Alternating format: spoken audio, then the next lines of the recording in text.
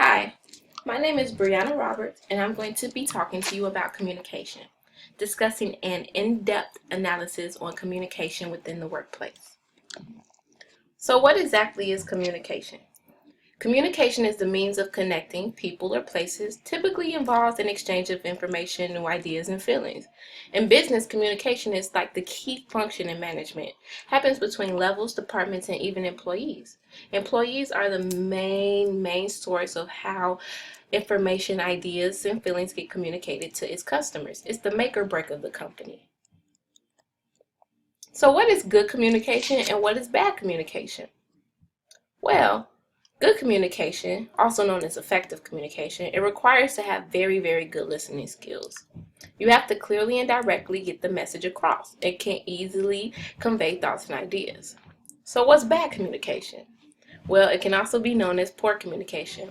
It can involve not very good listening, the type of individuals who listen to respond. They don't exactly listen to hear out the feelings and emotions and the response of other individuals. It can involve bad communication. Can involve being closed-minded. It can also happen when people get too emotional or they begin to verbally attack. This can lead to bad communication. Bad communication also involves not being easily able to convey thoughts and ideas. So, what are some key factors in effective communication? One of the most important key factors is listening.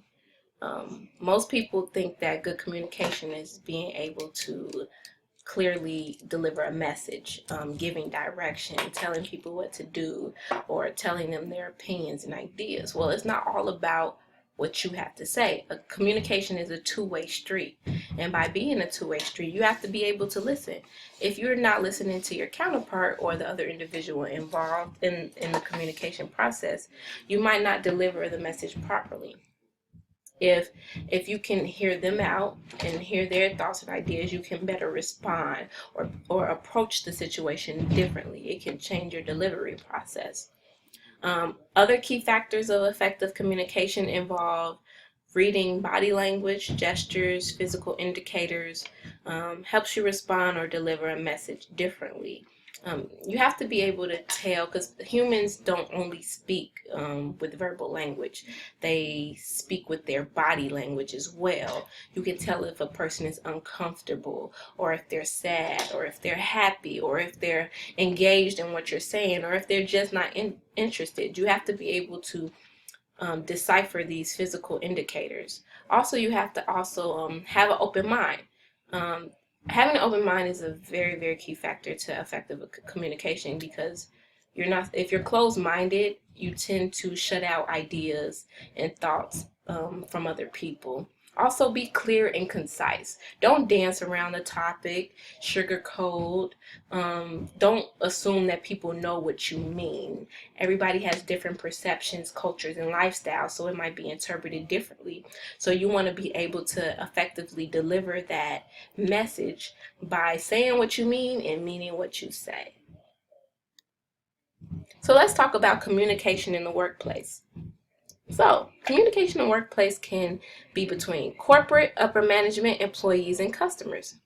Corporate typically delivers the message to upper management. Upper management delivers the message to employees, and employees are able to express that message to customers.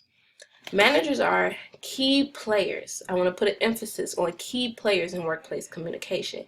If you have bad management, this can break down the workplace environment or create a negative flow or a negative energy or a disruption in the harmony and communication of the overall workplace. Managers are seen as supervisors or role models or leaders, so they have to have these type of skills so employees can have someone to look up to, or even take some ideas or feed off their skills even. Also, the employees reflect the company. So if management can't effectively deliver the message to the employees, they're not going to be able to deliver the whole vision and mission of the company.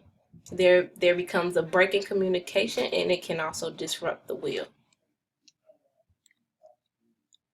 So let's also talk about workplace communication barriers. Communication and setting up an effective system is not always easy.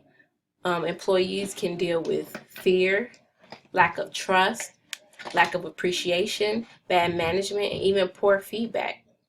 So they might be afraid to communicate with their managers. If they have a really mean manager or a corporate is just terrible, they might be afraid to discuss some things, their problems, if they're having difficulties, any customer issues.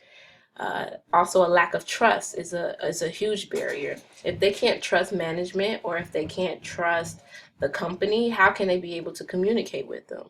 If they feel not appreciated, they won't always communicate effectively. Also, bad management can break down the communication, and if they're not able to provide good feedback or they don't have a good feedback system, problems can become a spinning wheel in a consistent issue within the company.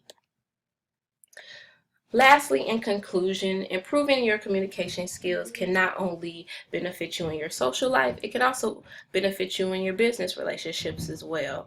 Effective communication can ease the workflow within the work environment, and better communication can improve the overall workplace happiness. So I want to thank you for listening. I hope you enjoyed my in-depth analysis on communication, and I hope to see you again. All right, have a great night. Mhm.